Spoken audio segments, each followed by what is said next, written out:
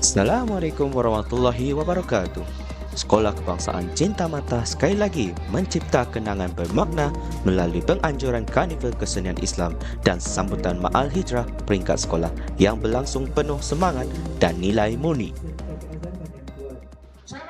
Program dimulakan dengan ceramah Ma'al Hijrah yang menyentuh hati, disampaikan oleh Imam Muhammad Taslim bin Tahir.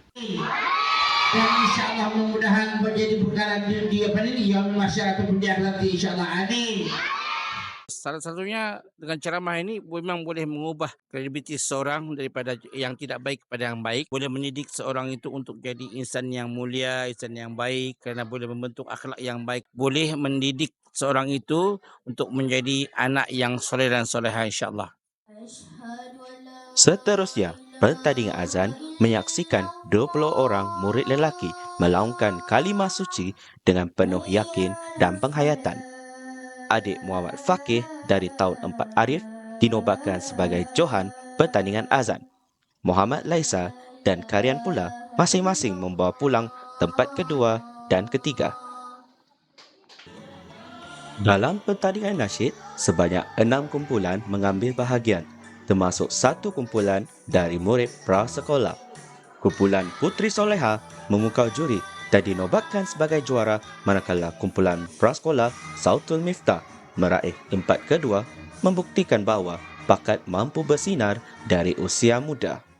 Mahal hijrah ini tentang perubahan. Apa satu perkara kamu nak ubah dalam diri tahun ini? Menjaga adab melalui lisan dan perbuatan ke arah yang lebih baik. Majlis Kemuncak diteruskan dengan penyampaian hadiah oleh Guru Besar Encik Ramdan Birubin yang turut menzahirkan rasa bangga terhadap usaha semua peserta.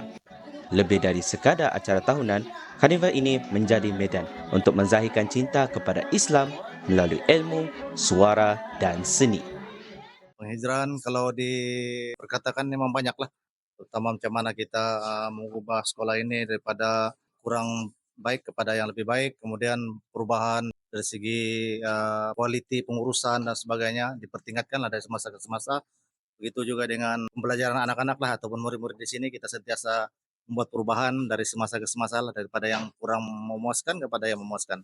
Saya Cikgu Muhammad Izali melaporkan untuk SKSM.TV.